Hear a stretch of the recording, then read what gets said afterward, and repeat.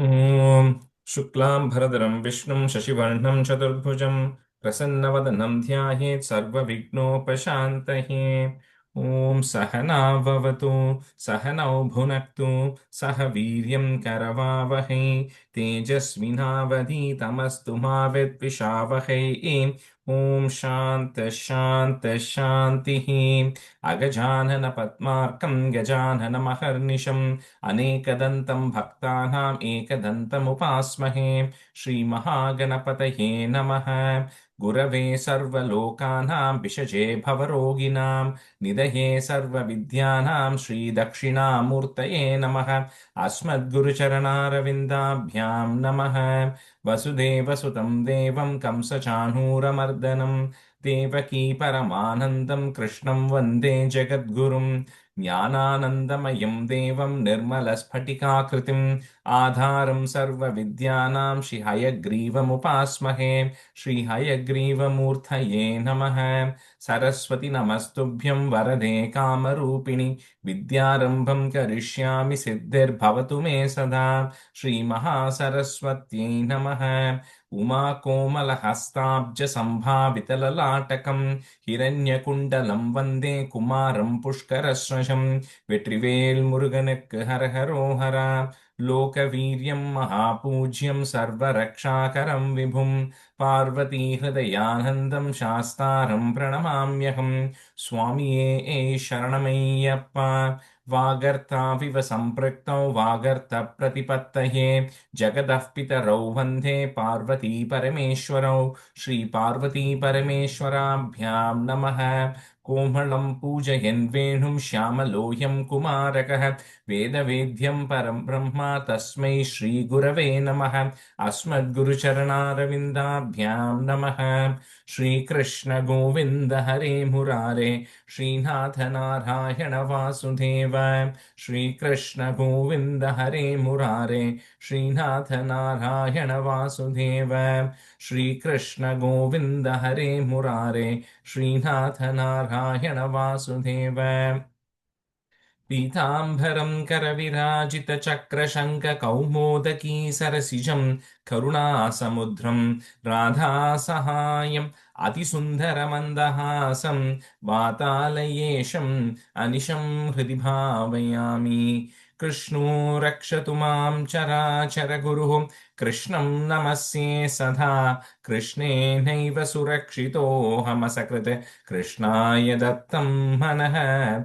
कृष्णादेव समुद्भवो मम विभो कृष्णस्य दासोऽस्म्यहं। कृष्णे भक्तिरचञ्चलास्तु भगवन्। हे कृष्ण तुभ्यं नमः। श्रीगुरुवायूरप्पा शरणं नम्राणां सन्निधत्ते सततमपि पुरस्तैरनभ्यर्थितानपि आर्तान् कामानजस्रं वितरति परमानन्दसान्द्रां गतिं च।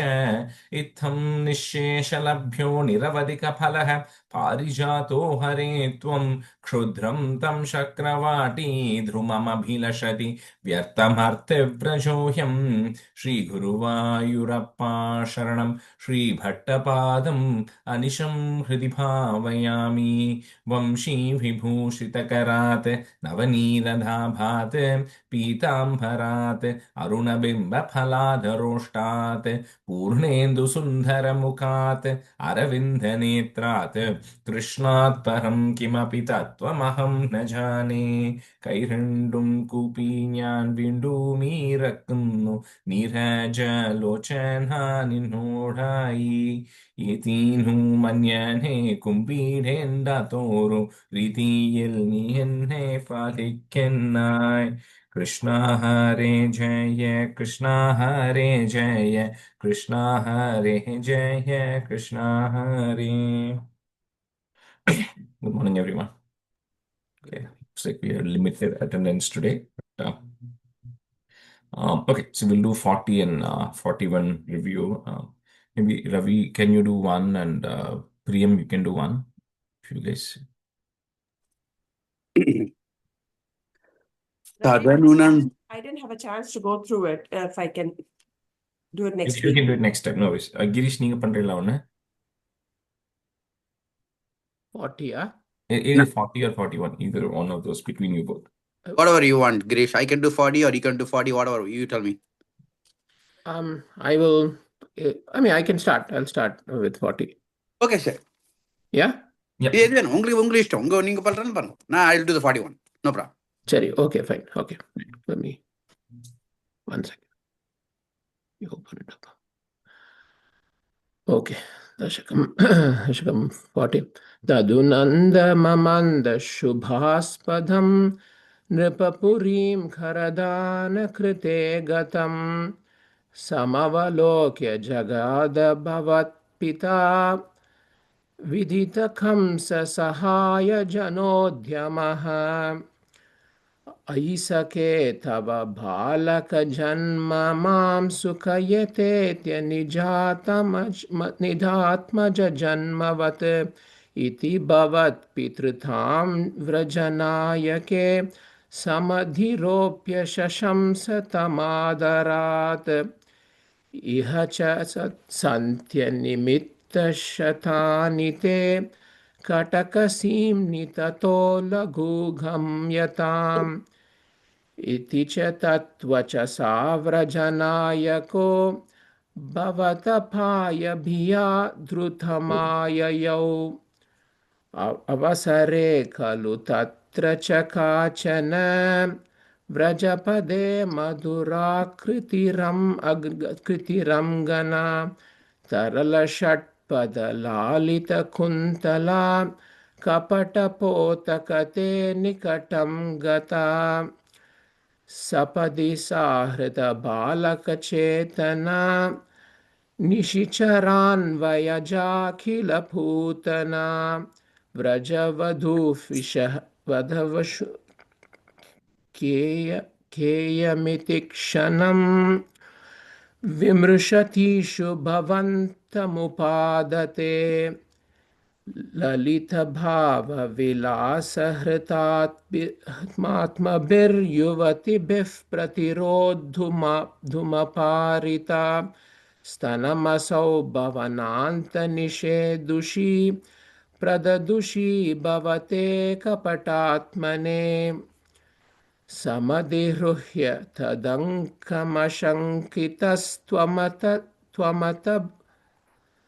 त्वमत बालकलोपनरोषितः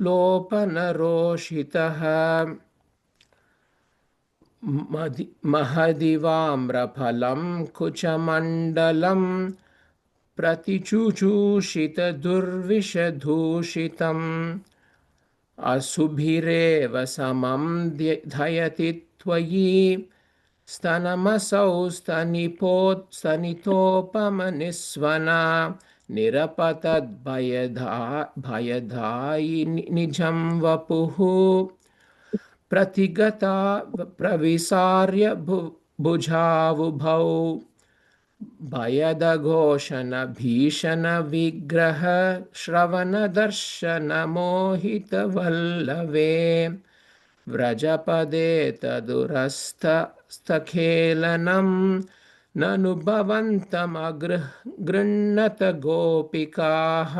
Girish, in the second line, just before the comma, Taduras is Sthala Kelanam. व्रजपदे तदुरस्थलखेलनं ननु भवन्तम अगृह्णत गोपिकाः. भुवनमङ्गलनामभिरेव ते युवतिभिर्बहुधा कृतरक्षणः त्वमयि वा तव निकेतननाथमाम्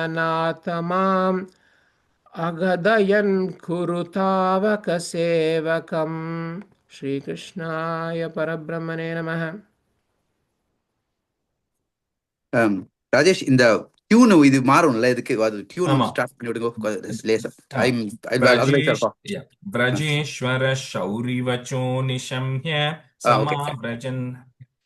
व्रजेश्वर सौरिवचो निशम्य समाव्रजन् अध्वनिपीतचेदाः निष्बिष्ट निःशेषधरुं निरीक्ष्य कञ्चित् पदार्थं शरणं गतस्त्वां निशम्य गोपी वचनादुनन्दन्तं सर्वेऽपि गोपा भयविस्मयान्ताः त्वत्पादितं घोरपिशाचदेहं देहुर्विदूरेदकुठारकृत्थम् त्वद्भीपीदपूदस्तनदशरीरात् समुच्चरन् नुच्चदरो हि धूमः सङ्कामदात् आगरवः किमेषः किं चान्तनो कौकुलक्वोदवेदी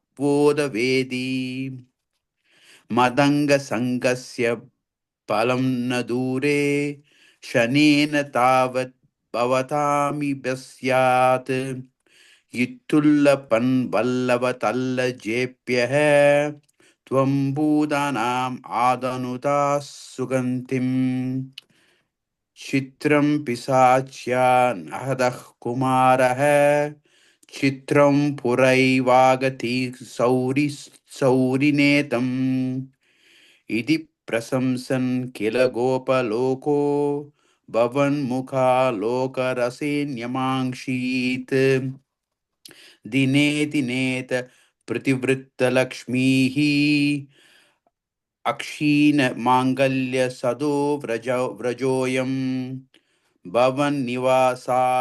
निवासादै Vasudev Pramod सान्दरस्परितो विरेजे And the last word mattam. Pramodasandraf parito vire. Sandra. Okay. Yeah. Oh, so, yeah, sorry. Pramod Sandraf Parito Vireje Gryhyeshu te Komal Rupahasamitah Gada Sankulitah Kamanyah Vritteshu Krityeshu Bhavanirisha Samagatah Pratyah Madhyanandan अहो कुमारो मयि दत्तदृष्टिः स्मितं कृतं मां प्रतिवत्सकेन ये हि मामित्युपसार्यपाणि द्वयी स किं न कृतं वधूभिः भवद्वपुस्पर्शन करात्करं गोपवधूजनेन नीदस्त्वमादाम्र सरोजमाला व्यालम्बिलोलम्बतुला मलासीः निपाययन्ति स्तनम् अङ्गगं त्वां विलोकयन्ति वदनं हसन्ति दशां यशोदा गतमान्न पेजे सदा तृषस्पाहि हरे गतान्मां श्रीकृष्णाय परब्रह्मणे नमः. In the first word, 10th stanza, first word, and the knee is a short E. Okay, I think when you said it, I felt like you said nipa, it's nipa, short knee. Okay. Nipa. Yeah. Thank you. All right, we'll go to 42. Baiju, you can be a student, and Gayatri, you can be a student. Okay. So for all of this, like I said, from 38, it's all really small chapters. Still, we go to 74. So we'll kind of approximately 2 dashakams or 1.7, in a class, right? So 42 is Shakata Asura Vadha Varnana. So Shakata Asura, we'll see who that is. कदापि जन्मक्षदिने तव प्रभो निमन्त्रितज्ञातिवधूमहीसुरा महानसस्त्वां सविधे निधाय सा महानसादौ ववृते व्रजेश्वरी. So when this Putana incident happened, like we said, that was almost like the first month of Krishna being born. So now Krishna is approximately 3 months old, around 3-4 months. So this is the time when the babies begin to turn.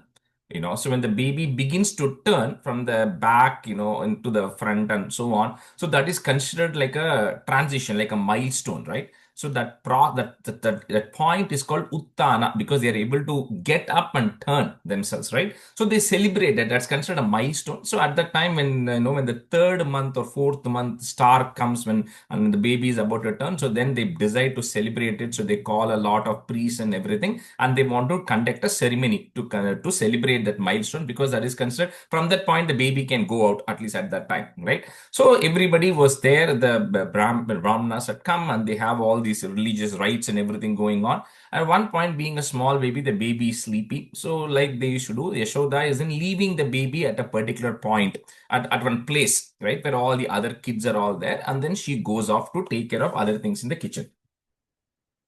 Kadapi Janmar Kshadine Tava Prabho, Nimantrita Nyati Vadhu Mahisura Mahanasastvam Savidhe Nidhaya Sa, Mahana Sadau Vavrite Vrajeshwari.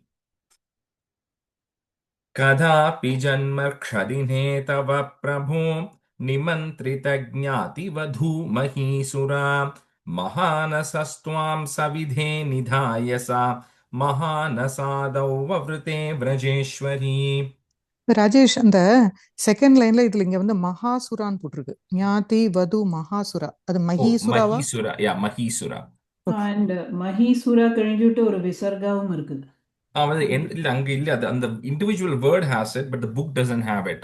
So we Okay, can so I'll just remove it. Yeah, you can just remove it. Yeah, Mahisura. Rajeshji, and the second word என்னது? The first line, second word? Janmarkshadine. Jarma. Okay. Janmar, ir sound. Janmarkshadine. Okay, thank you. कदापि जन्मर्षदिने तव प्रभो निमन्त्रितज्ञातिवधू महीसुरा महानसस्त्वां सविदे निधाय सा महानसादौ ववृते व्रजेश्वरी कदापि जन्मर्षदिने तव प्रभो निमन्त्रितज्ञातिवधू महीसुरा महानसस्त्वां सविदे निधाय सा महानसादौ ववृते व्रजेश्वरी कदापि जन्मर्षदिने तव प्रभो निमन्त्रज्ञाति वधूमहीसुरा महानः सत्त्वां सविधेर्निधाय सा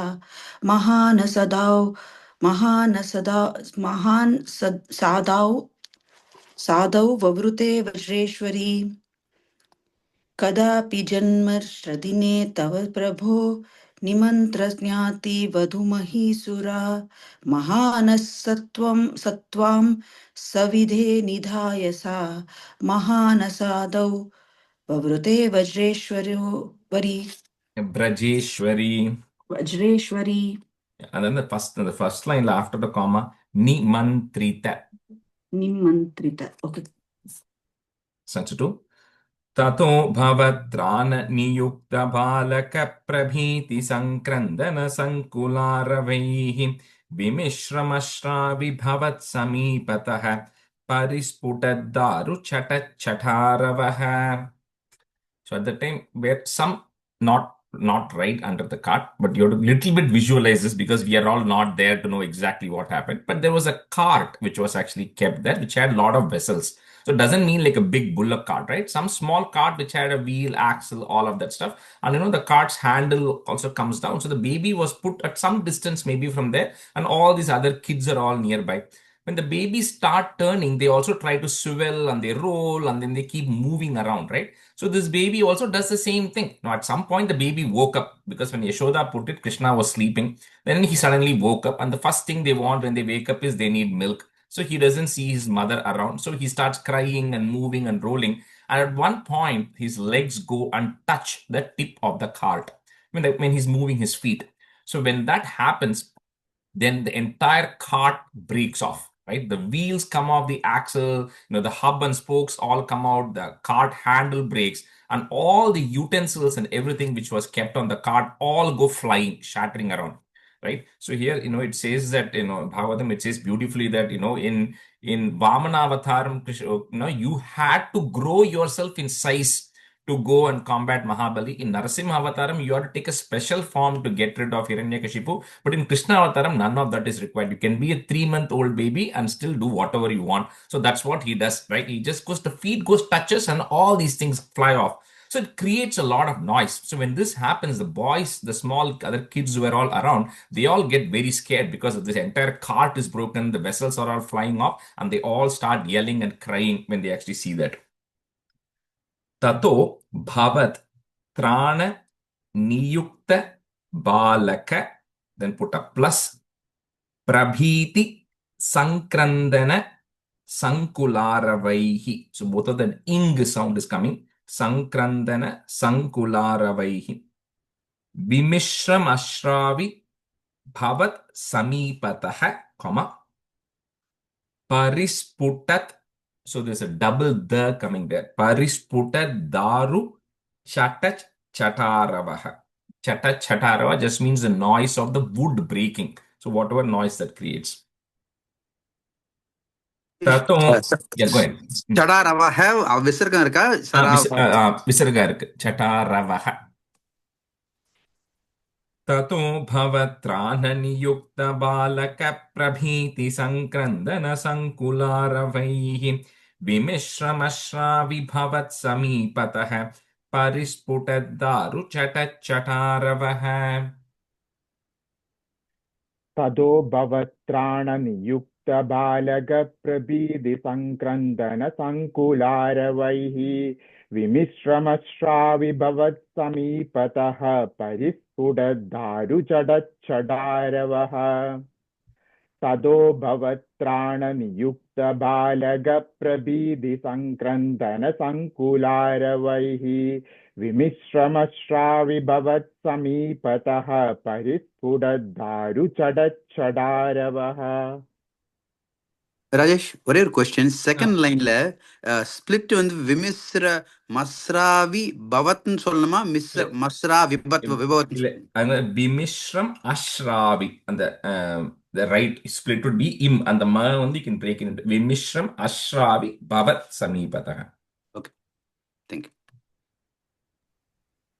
ततो भवत्राणनियुक्तबालक प्रभीतिसङ्क्रन्दन सङ्कुलारवैः विमिश्रमश्राविभवत्समीपतः परिस्फुटद्दारुचटच्चटारवः. ततो भवत्राणनियुक्तबालक प्रभीतिसङ्क्रन्दन सङ्कुलारवैः विमिश्रमश्राविभवत्समीपतः परिस्फुटद्दारुचटच्चटारवः. And the re last word re shorty, so parisputat. Okay, shorty. Sounds okay. ततस्तथा कर्णनसम्भ्रमश्रमप्रकम्पि वक्षोजभरा व्रजाङ्गनाः भवन्तमन्तर्ददृशुः समन्ततो विनिष्पतद्दारुणदारुमध्यगम्.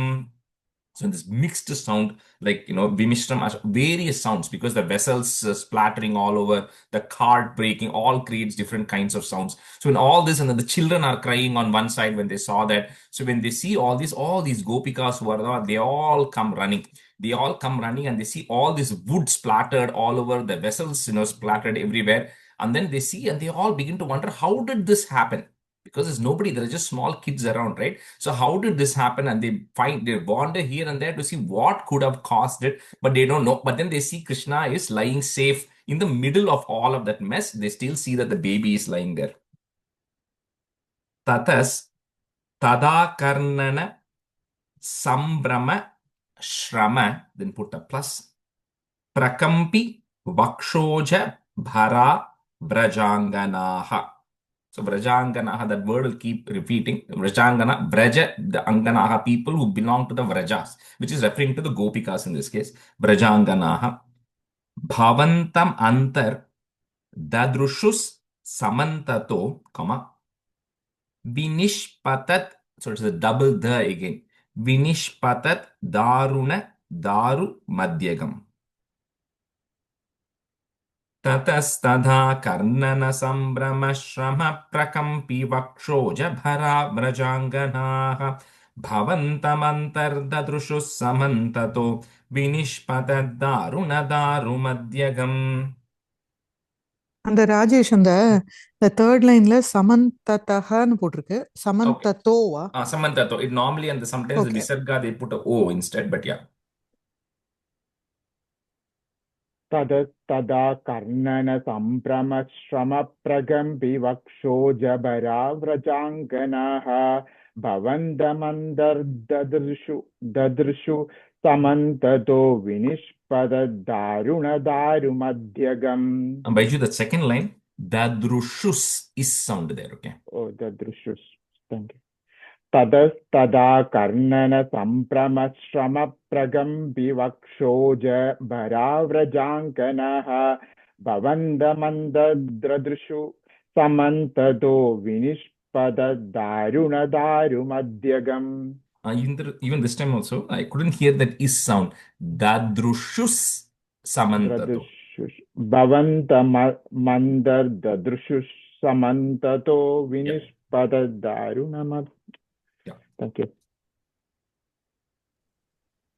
ततस्तदा कर्णनन् सम्प्रभं श्रम प्रकम्पि वक्षोजभरा व्रजाङ्गनाः भवन्तम् अन्तरदृश शुशुष समन्ततो विनिस्पत दारुमध्यगम्. ततस्तदा कर्णनन् सम्प्रभं श्रम प्रकम्पि And the word, or second, sambrama shrama. सम्प्रभं Sambrama श्रम yeah. सम्भ्रम श्रम प्रकम्पि वक्षोजभरा व्रजाङ्गनाः भवन्तम् अन्तदृश समन्ततो विनिस्पत दारुमध्यगम्. Stanza 4. शिशोरहो किमभूते द्रुतं प्रधाव्यनन्दः पशुपाश्च भूसुराः भवन्तमालोक्य यशोदया धृतं समाश्वसन्नश्रुजलार्द्रलोचनाः. So this every time something happens, the same pattern is going to follow. First, something is going to happen. Then all these gopikas will first come running, will rescue the boy. Then all the gopas will come second. Maybe they're busy doing something, but they always will come second. Same thing happens. First, the gopikas come, they get hold of Krishna. Then Nanda Gopa and everybody comes, and they then finally know, because they also heard all this noise. But then they come, they're relieved to see that the baby is safe, right? And in Yashoda's hands. And by seeing that, they all felt happy because they look at the mess that was created and they all begin to wonder, how did the baby survive this mess, right? So they all look at that and they're happy that Krishna is safe here.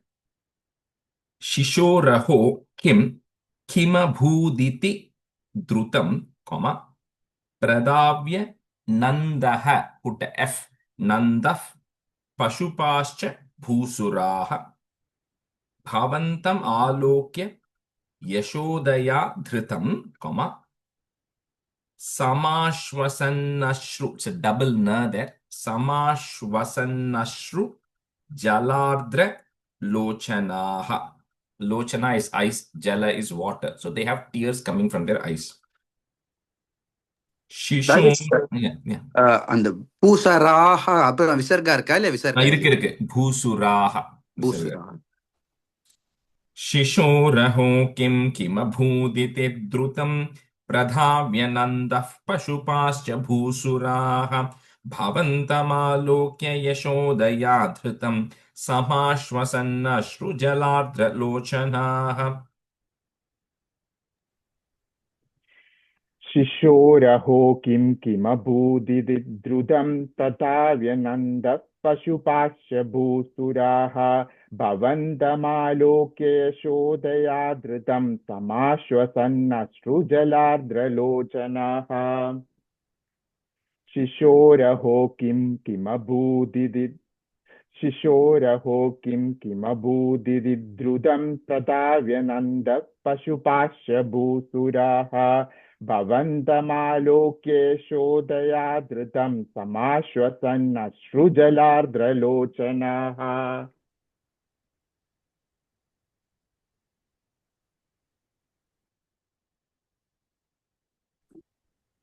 शिशोरहो किमभूदिति द्रुतं प्रधाव्य नन्दः पशुपाश्च भूसुराः भवन्तमालोक्य यशोदया धृतं समाश्वसन् नश्रु जलार्दलोचनाः शिशोरहो किमभूदिति द्रुतं प्रधाव्य नन्दः पशुपाश्च भूसुराः भवन्तमालोक्य यशोदया धृतं समाश्वसन् नश्रु जलार्दलोचनाः लोचनाः Stanza 5. Kasko nu kautas kutahesh vismayo vishankatam yachakatam vipatitam nakaranam kinchidiheti te stitaha swanasika dattakarastvadhikshakaha. Little bit, continuation of this is they all begin to contemplate how this could have happened. They keep wondering if this some bad omen or if some evil spirit has come and done this, because the entire cart has been shattered and there's absolutely no explanation. I'm just going to combine 5 and 6 meaning together. So there's absolutely no explanation for this, and they keep looking. They say, so they, being a poet, he says they have their fingers on their nose, which means they're wondering how this could have happened because there's no explanation. So at the time, the children who were actually present there, so they saw. So they are saying, no, I know exactly what happened. The baby was sleeping, the baby woke up and it started crying because it was probably hungry. It started moving and its feet touched that cart and the entire cart got shattered. And we saw how this actually happened. And all these children say that we can vouch for how this happened, but nobody believes that. Kasko nu kautas kuta esha vismayo, Vishankatam yachakatam vipatitam na karanam kinchidiheti te stitaha, swanasika datta karas tvadikshakaha. Kasko nu kautas kutahesha vismayo vishankatam yachakatam vipatitam na karanam kinchidiheti te stitaha swanasika dattakarastvadikshakaha. Last line மண்டி split சொல்லுங்க.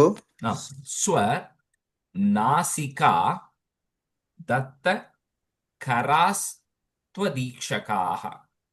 Okay, thank you.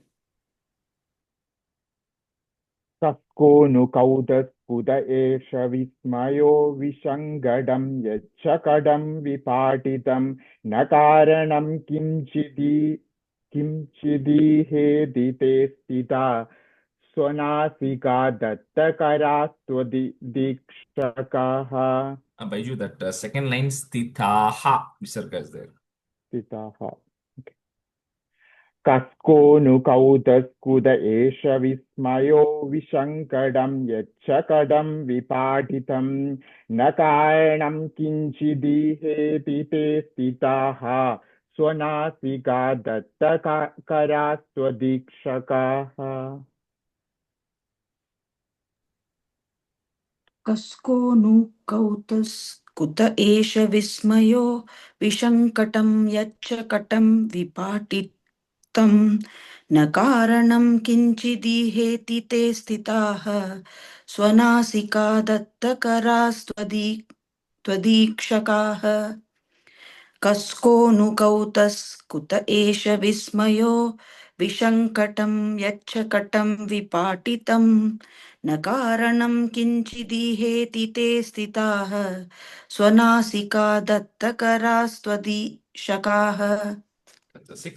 कुमारकस्यास्य पयोधरार्तिनः प्ररोधने लोलपदाम्बुजाहतं मया दृष्टमनो विपर्यगात् इतीशते पालकबालका जगुः. Maya, everybody saying, I saw what happened. All these boys come and say, And they say, that Lola Padambujam. Pada Ambujam. Ambujam is lotus. Pada is feet. So he says the tender lotus-like feet of the baby was kicking in the air. And when it was kicking in the air, we saw it touch the cart, and at that time, the entire thing came shattering down. Kumara Kasyasya Payothararthinaha, Prarodane Lola Padambujahatam Maya Drishtamano Viparyagat. So that that is there, the we're just going to break it, it and the e. So Viparyagat, it, next word will start with the e. Itisha te palaka balaka jaguhu.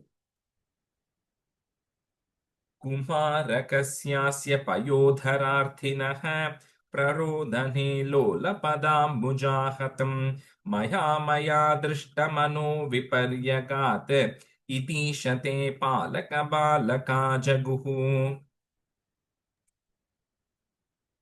कुमारकस्यास्य पयोदरार्तिनः प्ररोदने लोलपदाम्बुजाहतं मया दृष्टमनो विपर्यगात इतीशते पालकबालका जगुः कुमारकस्यास्य पयोदरार्तिनः प्ररोदने लोलपदाम्बुजाहतं मया दृष्टमनो विपर्यगात इतीशते पालकबालका जगुः कुमारकस्यास्य पयोधरार्थिन्नः प्ररोदने लोलपदाम्बुजाहतं मया दृष्टमनो विपर्यगात् इतीशते बालका जगुः कुमारकस्यास्य पयोधरार्थिन्नः प्ररोदने लोलपदाम्बुजाहतं मया दृष्टमनो विपर्यगात् इतीशते पालकबालका जगुः. Chapter 7. Bhiya tada kinchidajanatamidham kumarakanam atidurghatam vachaha bhavat prabhava vidurairitiritham managivashankyata drishtaputanaihi. Combine 7 and because it's a small stanza, so combine 7 and 8 meaning.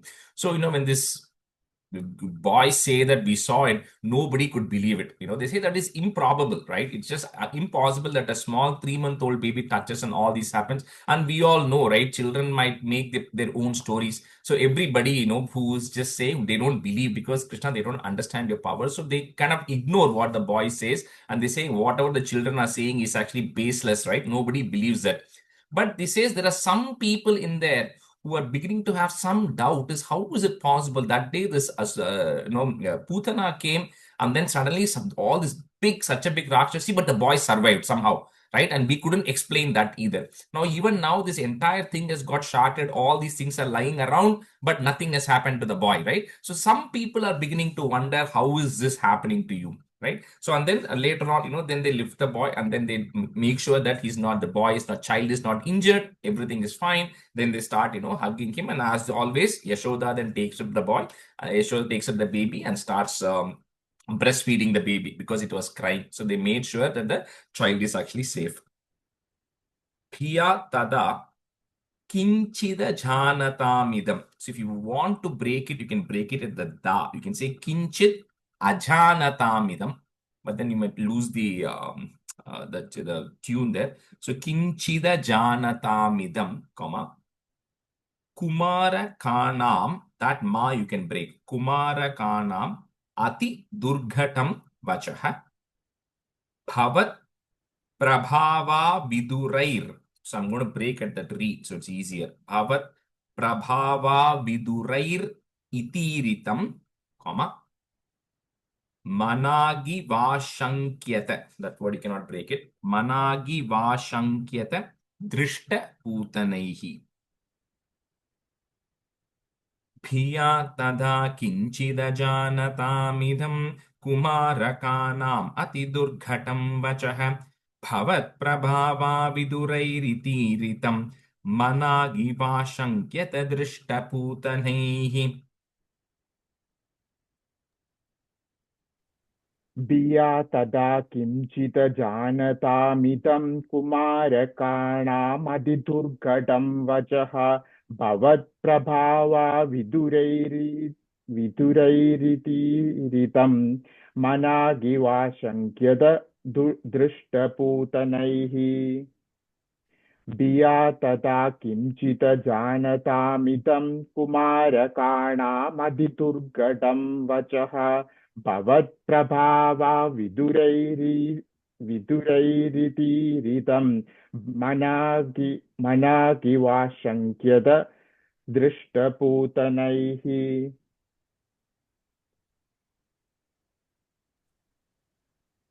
धिया तदा किञ्चिद् जानतामिदं कुमारकाणाम् अतिदुर्घटं वचः भवत्प्रभावा विदुरैरितीरितं मनागिवाशङ्क्यत दृष्टपूतनैः धिया तदा किञ्चिद् जानतामिदं कुमारकाणाम् अतिदुर्घटं वचः भवत्प्रभावा विदुरैरितीरितं मनागिवाशङ्क्यत दृष्टपूतनैः.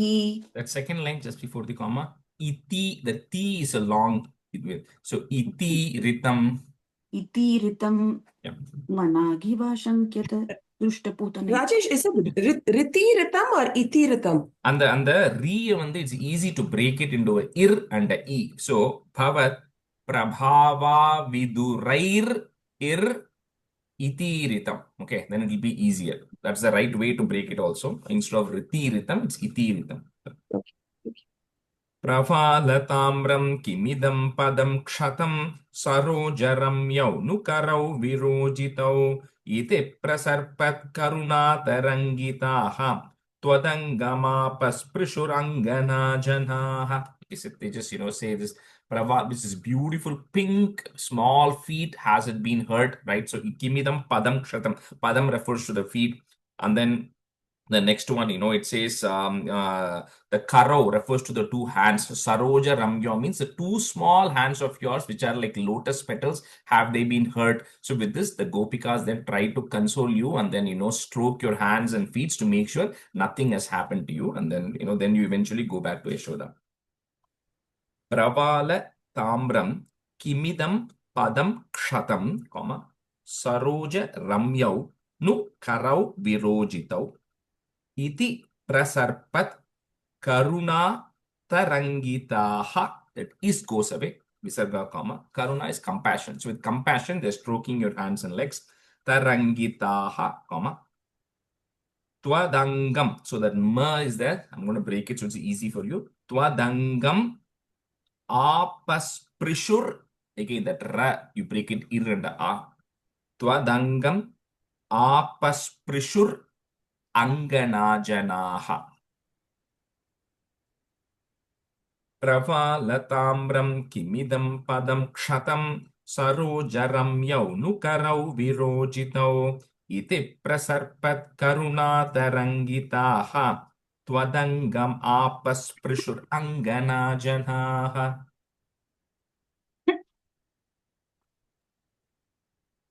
प्रवालताम्रं किमिदं प्रवालताम्रं किमिदं पदं शतं सरोजरम्यौ नुकरौ विरोचितौ इति प्रसर्पत्करुणातरङ्किताः त्वदङ्गमापस्पृशुर् अङ्गनाजनाः. Yeah, sprishur anganajanaha. Prishur Anganajanaha. Pravalatamram kimidam padam shatam sarojaramyau nukarau virojitau idi prasarpat karunatarankitaha totangamapas prishur anganajanaha. So Rajesh Garu, so in the first line, Virojitau or Virajitau? I have it Viraj. No, virojitau. O sound. Viro. Yeah.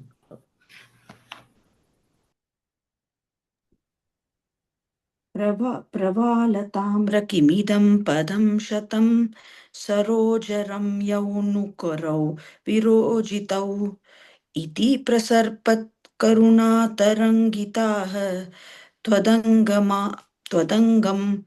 आस्पृशुरङ्गनाजनाः And the last time, twadangam apasprishur.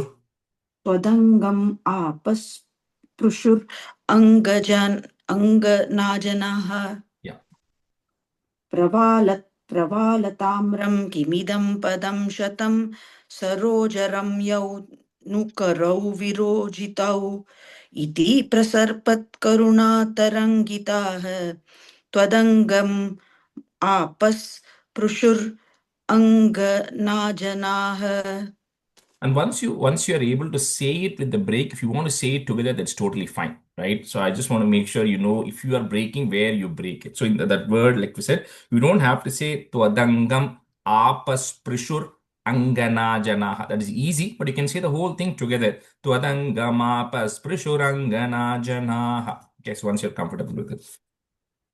9. Ahi sutam dehi jagatpateh कृपातरङ्गपातात् परिपातमध्यमे इति स्म सङ्गृह्य पिता त्वदङ्गकं मुहुर्मुहुश्लिष्यति जातकण्टकः. So like we said, then all the gopikas took care of the baby. They stroked the baby's body. Yashoda gave milk. Then finally, then Nandagopa is taking, and then all these brahmanas who are assembled there say that it is purely because of the grace of God that nothing has happened to a child. We were performing all these rituals on one side. That is why nothing happened to the child, right? The child escaped because of all the good things that we are doing. And like they did when Putana's case happened, they again, put all the herbs and they make sure the child is well cleansed, and then they do all the protection that is actually required for the child. And then again, Nandagopa is also surprised how these things keep happening, and this will keep happening through till the end. So he's surprised how this happened and how the baby survived. Aye sutam dehi jagat patehe, put a ich, jagat pateh kripa, then put a plus, taranga patat paripata madhya me. So that line is together. Iti sma sangrihya pita twadangakam, comma, muhur muhuhu, put a ish, muhur muhush shlishyati jata kantakaha. This means he's having horripilation all over his body, wondering how again and again the baby is actually getting saved. Nothing is happening, so he's happy about it. Ahi sutam dehi jagatpateh कृपातरङ्गपातात् परिपातमध्यमे इति स्म सङ्गृह्य पिता त्वदङ्गकं मुहुर्मुहुश्लिष्यति जातकण्टकः. अये सुतं देहि जगत्पते कृपातरङ्गपातात् परिपातमध्यमे इति स्म सङ्गृह्य पिता त्वदङ्गकं मुहुर्मुहुश्लिष्यति जातकण्टकः. अये सुतं देहि जगत्पते कृपातरङ्गपातात् परिपातमध्यमे इति स्म सङ्गृह्य पिता त्वदङ्गकं मुहुर्मुहुश्लिष्यति जातकण्टकः.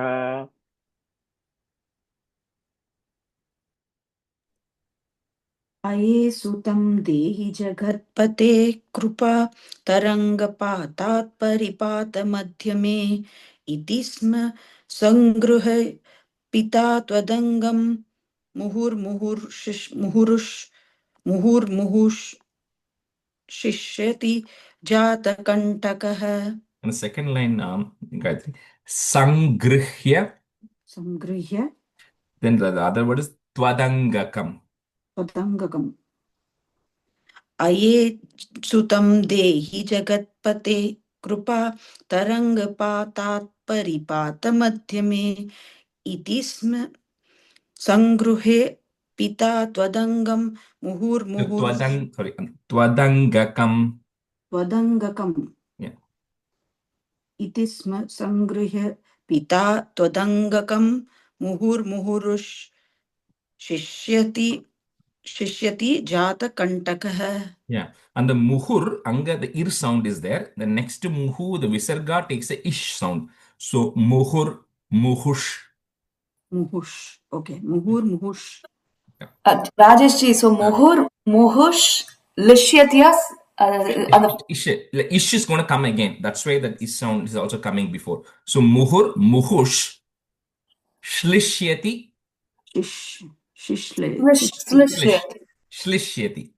Shishlati. No. It's a ish and a li. Shlishyati. Shishlati. Let me type it in English. 1 second.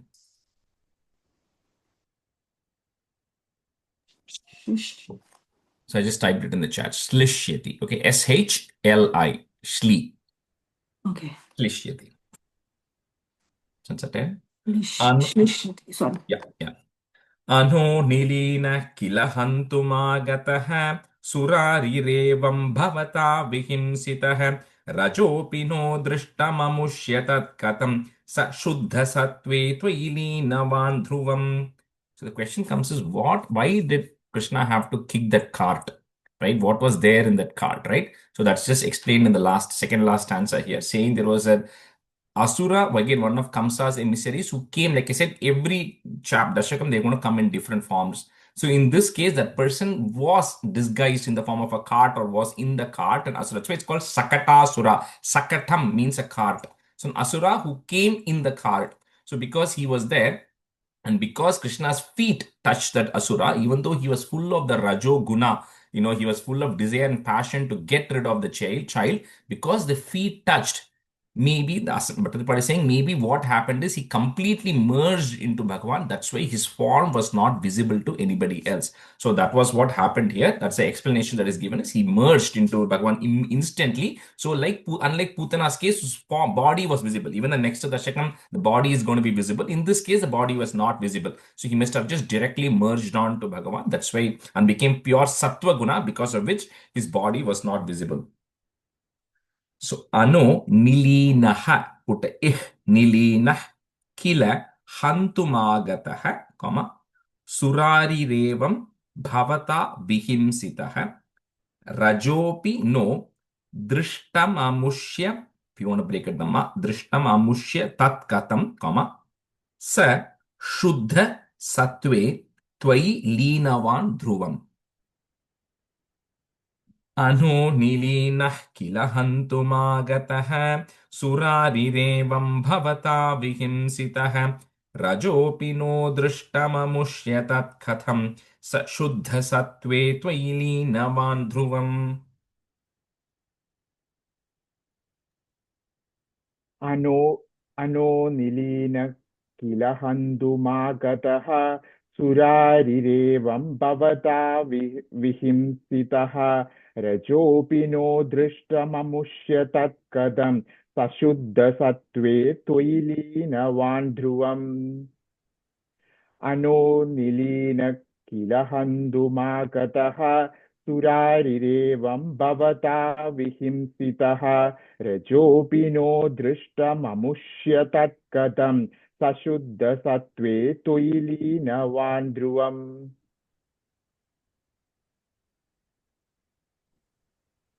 Ano nilina kila hantumagataha surarirevam bhavata vihimsitaha rajopi no drishtam mushyatata katham sa shuddha Tat katham, then sashuddha sattve. Okay. Rajopi no drishtam musyatat katham sasuddha sattve tvai linavan dhruvam. Ano nilina kilahantumagataha surarirevam bhavata vihimsitaha rajopi no drishtam mushyatata tatkatham sashuddha sattvam tvai linavan dhruvam. And the second last line, sashuddha sattve tvayilinavan. Sashuddha sattve tvai linavan dhruvam. Okay, we'll just switch right now. Lakshmi, you can be a student, Maha, and then Vidya Raman, you can be a student.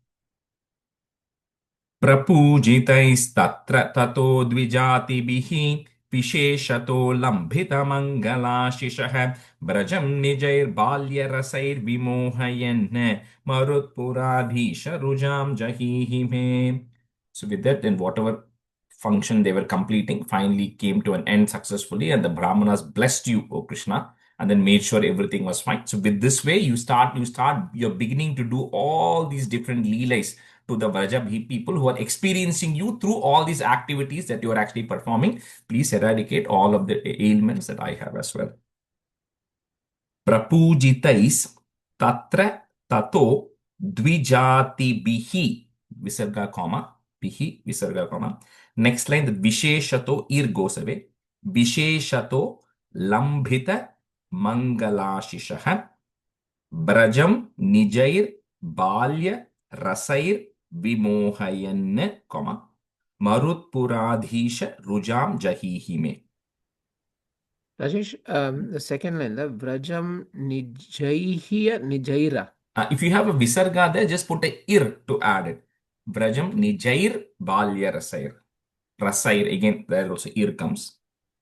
It's a visarga nijaihi only, but the joining ir takes ir sound. Nijair Balya Rasaihi. Rasair, again ir. Oh, Rasair. Both of them will take ir sound. प्रपूजितैस्तत्र ततो द्विजातिभिः विशेषतो लम्भितमङ्गलाशिषः व्रजं निजैर्बाल्यरसैर्विमोहयन् मरुत्पुराधीशरुजां जहीहि मे.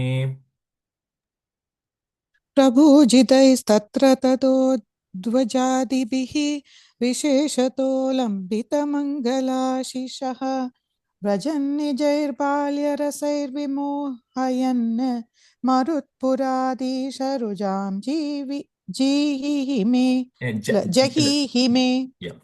Sorry.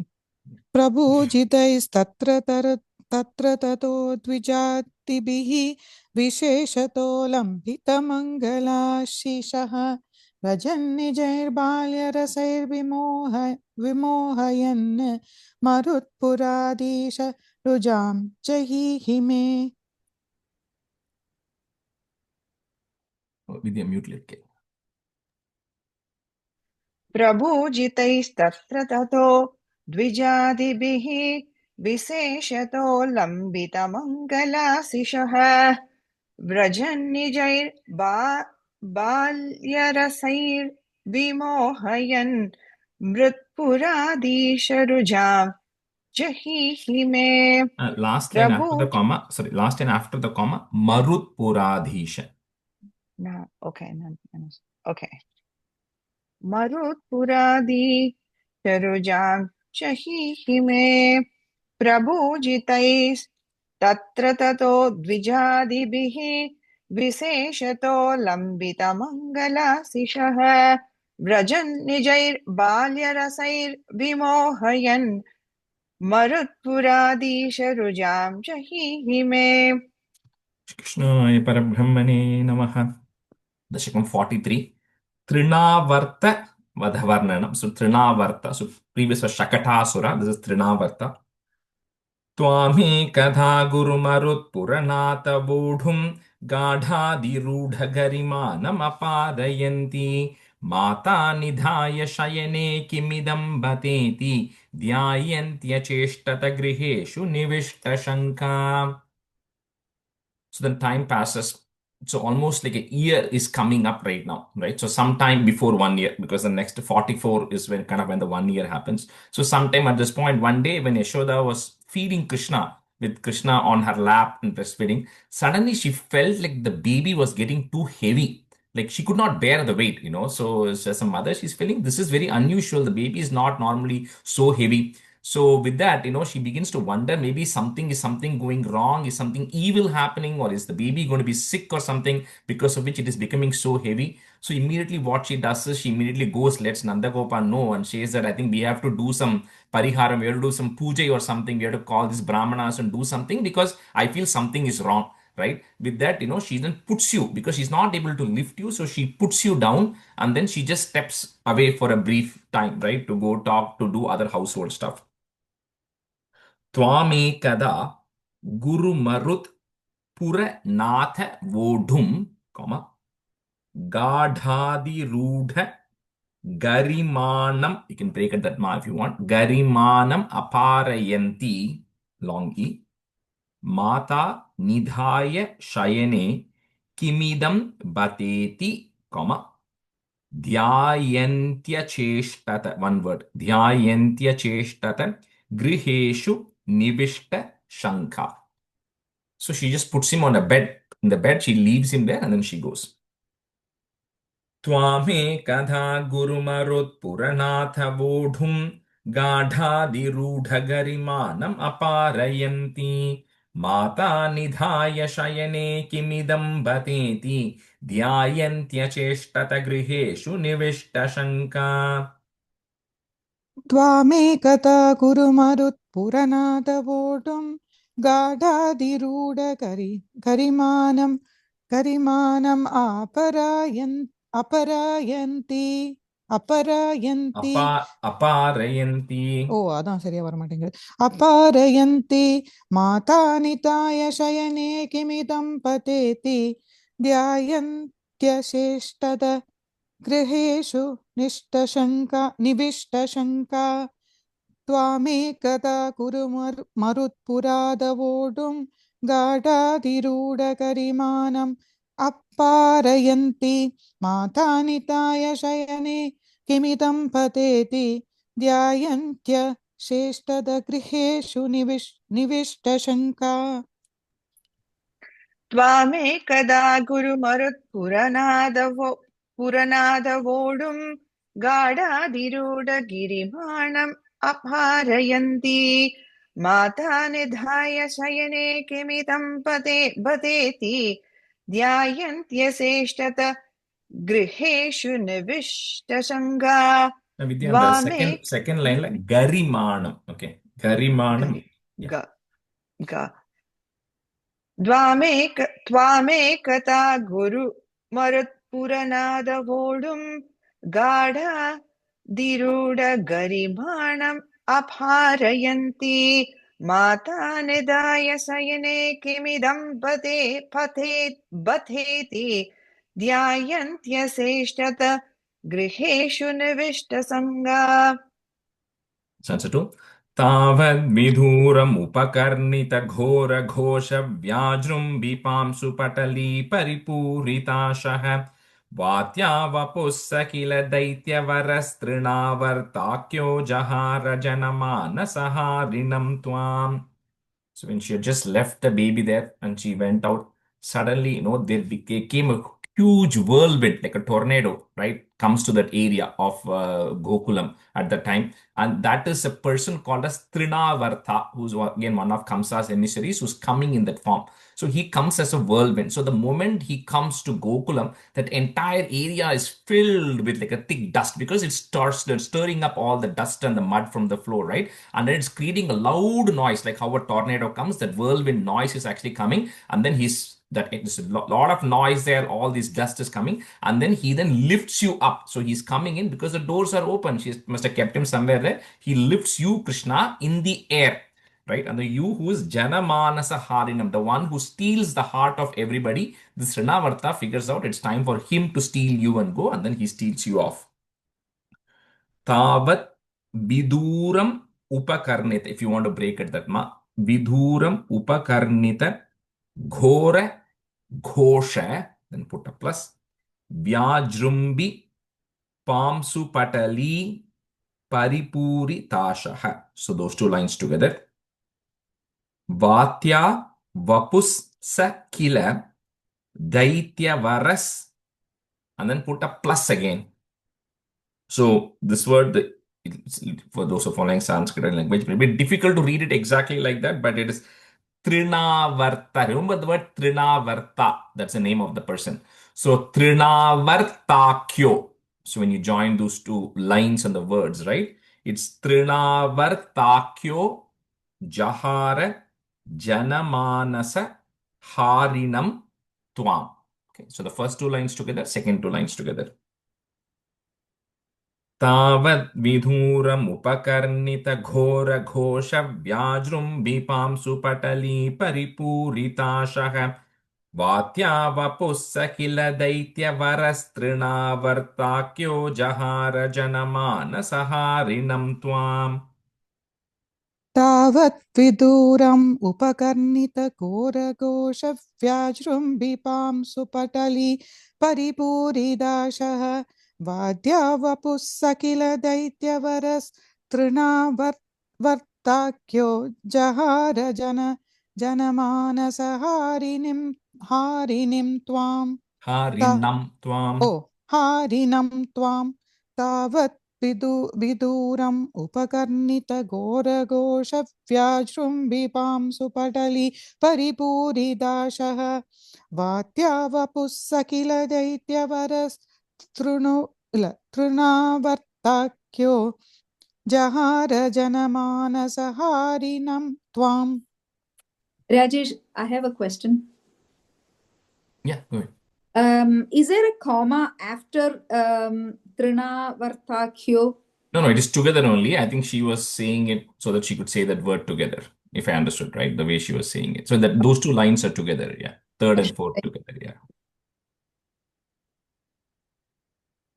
तावद् विदूरम् उपकर्णितघोरघोषव्याजृम्बिपां पटली परिपूरिदासः वाद्यावपुः स किल दैत्यवरस्तृणावर्ताख्यो जहार जनमानसहारिणं त्वाम् तावद् विदूरम् उपकर्णितघोरघोषव्याजृम्बिपां सुपटली परिपूरिदासः वाद्यावपुः स किल दैत्यवरस्तृणावर्ताख्यो जहार जनमानसहारिणं त्वाम्.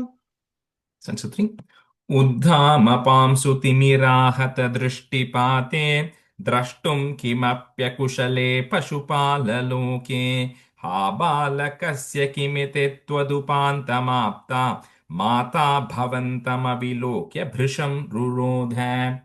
So like we see, right, when we have this huge wind that comes outside, it creates a lot of noise. And then this time it was stirring up all this dust. So the entire Gokulam people are just running around, not knowing what is happening. So they're completely blinded because it's just dust outside and they're all completely disillusioned and all of these things. So because of this, everybody's vision is obstructed. Nobody knows what's happening. But as a mother, the first thing that comes to Yashoda's mind when all this noise is coming and this dust is coming is what happened to my baby, right? And she's the only one who knows where the baby was left. So even though she could not see anything, she goes to the place where she left the baby and she's trying to feel, and then she sees that the baby is not there. So naturally, she then starts crying out loudly because she doesn't know in this darkness what has happened and she cannot see where the baby, where the child is not there, where she had left it. So she starts crying, Ruro, that means she starts wailing out loud as to where the baby is. Uddhama Pamsu तिमिराहत दृष्टिपाते द्रष्टुं किमप्यकुशले पशुपाललोके हा बालकस्य किमिति त्वदुपान्तमाप्ता. If you want to break it, that त्वदुपान्तं आप्ता, माता भवन्तं, break it, that im, भवन्तं अविलोक्य भृशं रुरोद. उद्धामपां सुतिमिराहत दृष्टिपाते द्रष्टुं किमप्यकुशले पशुपाललोके हा बालकस्य किमिति त्वदुपान्तमाप्ता माता भवन्तमविलोक्य भृशं रुरोद. Yeah, I have a question. Yeah. Yeah, so the Uddama, is that the Mahapranam Uddhama or Uddama? Uddhama, just double, regular da only, not Mahaprana, da. Uddhama. Uddhama. Yeah. Okay. Rajesh, sorry. They say same first line la last drishti pota pate drishti pate. उत्तामपां सुतिमिराहत दृष्टिपाते दृष्टुं किमप्यकुशले पशुपाललोके हा बालकस्य किमिति त्वदुपान्तमाप्ता माता भवन्तम् अविलोक्य वृषं रुरोद. Lakshmi, in the second line, first word, drashtum. Oh, drashtum. Okay, drishtum soneno. Sorry. Mm-hmm. उत्तामपांसु तिमिराहद दृष्टिपादे द्रष्टुं किमप्यकुशले पशुपाललोके हा पालकस्य किमिति त्वतुपान्तमाप्त माता भवन्तम् अविलोक्य वृषं रुरोद. उत्तामपांसु तिमिराहतदृष्टिपाते द्रष्टुं किमप्यकुशले पशुपाललोके आबालकस्य किमिति द्वतुपान्तमाप्त माता भवन्तम् अविलोक्य वृषं रुरोद. उत्तामपांसु तिमिराहतदृष्टिपाते द्रष्टुं किमप्यकुशले पशुपाललोके आबालकस्य किमिति त्वतुपान्तमाप्त माता भवन्तम् अविलोक्य वृषं रुरोद. Yeah, ruroda. That's it. That's a 4.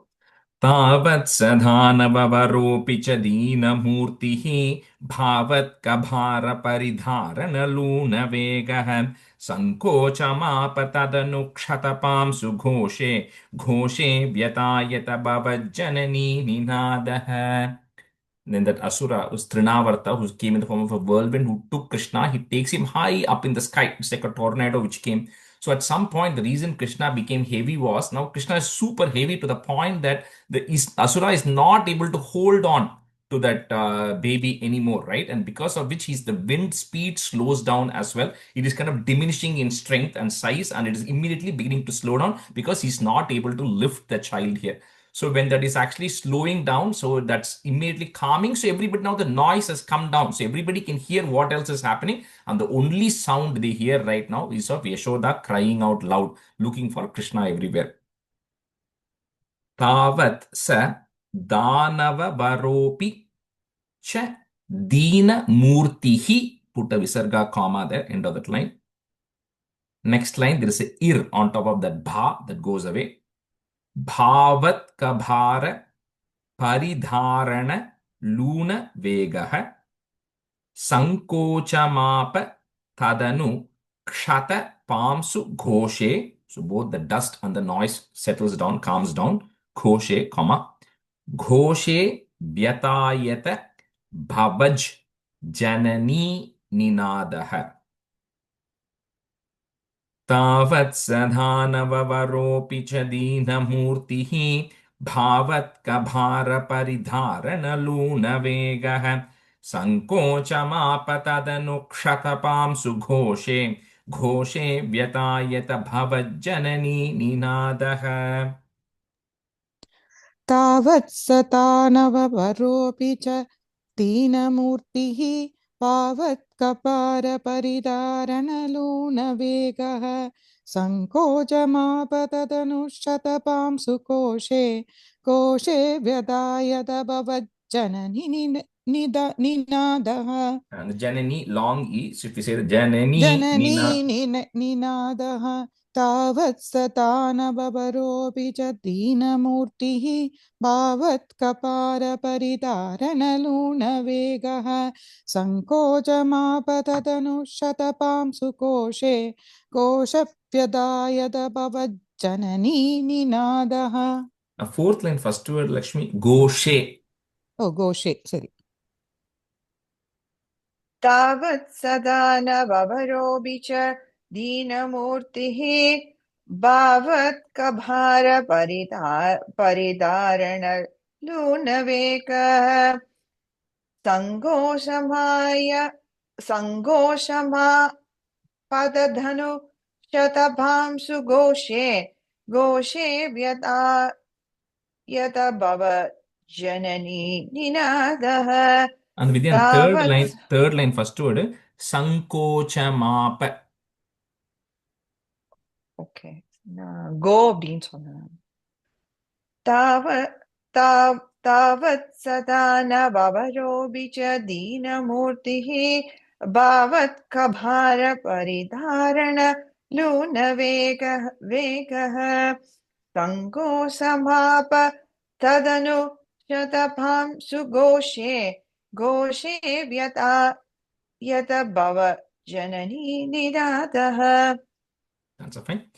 रोधोपकर्णनवशादुपगम्य गेहं क्रन्दत्सु नन्दमुखगोपकुलेषु दीनः त्वां दानवस्त्वखिल मुक्तिकरं मुमुक्षुः त्वय्यप्रमुञ्चति पपात वियत्प्रदेशात्. So everybody comes there now, assembles, and they hear Yashoda crying. Yashoda says, I have no idea where the baby is. I left this baby here. Now the baby has disappeared. So everyone starts looking everywhere, but they cannot find the child anymore. So now Trinavarta, who's now lifting this baby, is not able to lift the baby anymore. For him, it's feeling like a heavy mountain which he's not able to lift. And very similar to Putana, he's not able to carry. At the same time, he's also not able to let go also. Because it's like, that's what the classic commentary on both of these are. Once you embrace Bhagavan completely, even if you want to let him go, that's not going to happen. That's what is happening, right? So they are not able to let go because they have embraced him now, right? So the only option here, and see, anytime there is a death here, right, in all of these things, we should not think of it as something that's bad. It's good. They're getting liberated, right? Because at the end of the day, the whole purpose of life is to merge into Bhagavan, right? And the only way you can merge is if the soul leaves this body. Because the body is only a temporary for this life. So you have to leave this body. So the only way Trinavarta, now that he has embraced Krishna, the only way for him is he has to get liberated now. And the only way he's going to get liberated, he's now going to fall all the way from the sky. He takes his fawn and then he falls crashing onto the ground. We'll see in the next stanza what happens, but he falls crashing down. Rodopakarnana Vashad, so I'm just breaking at that it there. Vashad upagamya geham, comma. Krandatsu nanda mukha gopa kuleshu dinaha. Tuam danavas twakila muktikaram mumukshuhu. Put a visarga and comma there. Mumukshuhu. Next line, that is goes away. Tvaya pramunchati papata Biyat Pradeshat. Rodhopakarnanavashadupagamya geham Krandatsu nandamukha gopakuleshu dinaha Tvam danavastvakila muktikaram mumukshuhu Tvaya pramunchati papata Biyat Pradeshat. रोदोपकर्णन वशात् उपगम्य गेहं क्रन्दत्सु नन्दमुखगोपकुलेषु दीनः त्वां तानवस्त्वकिल मुक्तिकरं मुमुक्षुः त्वय्यप्रमुञ्चति पपातव्यत्प्रदेशात् रोदोपकर्णनवशात् उपगम्य गेहं क्रन्तत्सु नन्दमुखगोपकुलेषु दीनः त्वां तानवस्त्वकिल मुक्तिकरं मुमुक्षुः त्वय्यप्रमुञ्चति पपातव्यत्प्रदेशात्.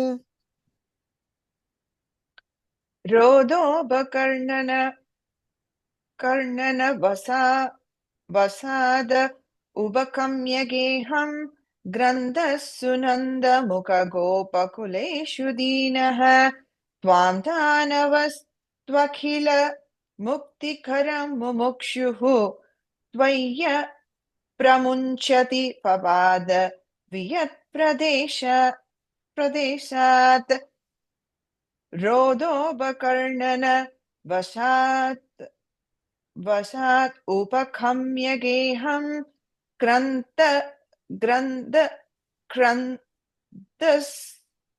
नन्दमुखगोपकुलेषु दीनः त्वां दानवस्त्वखिल मुक्तिकरं मुमुक्षुः त्वय्य प्रमुञ्चति पपात वियत्प्रदेशात्. Do two more and stop today. रोधाकुलास्तदनु गोपगणा बहिष्टपाषाणपृष्ठभुवि देहमतिस्तविष्ठम् प्रैक्षन्त हन्त निपतन्तममुष्य वक्ष चक्षीणमेव च भवन्तमलं हसन्तम्.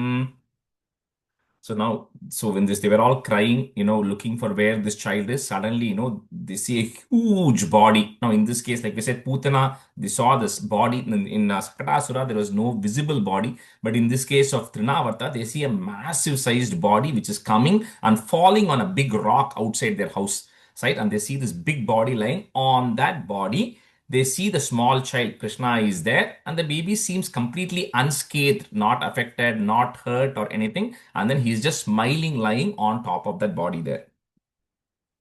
Roda kulas tadanu gopa gana bahishta, put a plus, pashana prishtha bhuvi dehamatista vishtham. So those two lines together. Praikshanta hanta Nipatantam amushya. If you want to break it, that nipatantam amushya, then put a plus at the end of that line as well. Vakshasyakshinameva. Okay, that's one word. That's a sandhi there. So vakshasyakshinameva cha bhavantamalam hasantam. So he's there smiling. रोधाकुलास्तदनु गोपगणा बहिष्ठपाषाणपृष्ठभुवि देहमतिस्तविष्ठम् प्रैक्षन्त हन्त निपतन्तममुष्य वक्षस्य क्षीणमेव च भवन्तमलं हसन्तम्. रोताकुलस्ततनु गोपगणा बहिष्टपाषाणभृष्टभुवि देहमति स्तविष्टम् प्रैषन्द हन्त निपन्तम् अमुष्य वक्षस्य क्षीणमेव च भवन्तमलं हसन्तम्. And the third line, middle word, Lakshmi, nipatantamamushya. Oh, nipatantam amushya. Okay. Yeah. रोधाकुलस्ततनु गोपगणा बहिष्टपाषाणभृष्टभुवि देहमति स्तविष्टम् प्रैषन्त हन्त निबदन्तम् अमुष्य वक्षस्य क्षीणमेव च भवन्तमलं हसन्तम्. रोदाकुलास्तदनु गोपगणा बहिष्टपाषाणभृष्टभुवि देहमति स्तविष्टम् प्रैषन्त हन्त निपतन्तममुष्य वक्ष्य यक्षीणमेव च भवन्तमलं हसन्तम्. And the third line, Vidya, third line end, vakshasyakshinam. Vakshas yakshinamev cha. Okay. Rodo kulas tadanu gopagana bahishta bhashana brishta bhuvide hamati stavishtam praishanta hanta nipatanta mamusya vakshas yakshinameva cha bhavantamalam hasantam. The first one is Rodha. Okay, in the second time you said Rodo, but it's Rodha Kulas. Yeah. Rajesh, Yeah. question. Bhavantamalam ஒரு word-ஆ? Yeah, it's Bhavantam Alam if you want to break it, Oh. but it's a small way, so you don't Yeah. have to necessarily break it. Okay. Yeah. Stanza 7. Grava prapata paripishta garishta deha bhrashta sudushta danujo paridhrishta hasam agnanamambujakarena bhavantametya gopadhadur girivaradivanila. So they go see that this massive sized body had fallen on this rock, completely body is dislocated, but it is a big sized body. To the extent they say that this when the Gopikas go to pick Krishna up, it was as if Girivara, on a massive black mountain, if there is a small blue colored gem which is seated on the black mountain, and then somebody is climbing up that mountain and grabbing the gem. Similarly, they had to climb up on this rock, climb up on this body, and then pick the small baby who is actually sitting on top of that body and then rescue the baby here. Grava prapata paripishta garishta deha put a plus. Bhrashtasu dushta danujopari drishta hasam. So those two lines are together. Agnanam, breaking at that ma. Agnanam ambuja karena bhavantametya. So they're seeing that the baby with its small lotus-like hands is beating on the chest of that body there. This is ambuja, lotus, karena is different to the baby's arm, small hands here. Ambuja karena bhavantametya, comma. Gopa dhadur girivaradiva nila ratnam. Grava prapata paripishta garishta deha bhrashtasu dushta danujo paridrishtahasam agnanam ambujakarena bhavantametya gopa dhadur girivaradiva nila ratnam. ग्रावप्रबाद परिभिष्ट गृष्ट देह भ्रष्टासु दुष्टदनुजोपरि दृष्टहासम् आज्ञानम् अम्बुजकरेण भवन्त्यमेत्य गोपाददुर्गिरिवरादिव नीलरत्नम् ग्रावप्रबाद परिभिष्ट गृष्ट देह भ्रष्टासु दुष्टदनुजोपरि दृष्टहासम् आज्ञानम् अम्बुजकरेण भवन्तमेत्य गिरिवरादिव नीलरत्नम्. And the first line, Lakshmi, Garishtha Deha. Okay, Garishtha Deha. Grava prabada paribishta garishta deha brashta sudushta danajo paridrishta hasam agnanam ambuja karena bhavantyamedya gopa dadur girivaradiva nila ratnam grava prabada paribishta garishta deha prashta sudushta danujo paridrishta hasam agnanam ambuja karena bhavantametya gopada dur girivaradiva nila ratnam. Okay, we'll stop here today. Shri Krishnaya Parabrahmane Namaha. Sandhanandhavabodhatmakamanupamitam kaladeshavaribhyam nirmuktam nityamuktam nigamashatasahasrena nirbhasyamaham aspashtam drishtamatre punarurupurushartatmakam brahmatattvam tattavadbhadi sakshad gurupavanapure hanta bhagyam jananam kahena vacha manasendriyerva buddhyatmana va prakrite swabhavat karomi yatyat sakalam parasmai narayanaayeti samarpayami. Thank you, Rajesh. Thank you so much. Thank you, Rajesh ji. Thank you. Bye, everyone. Thank you. Bye.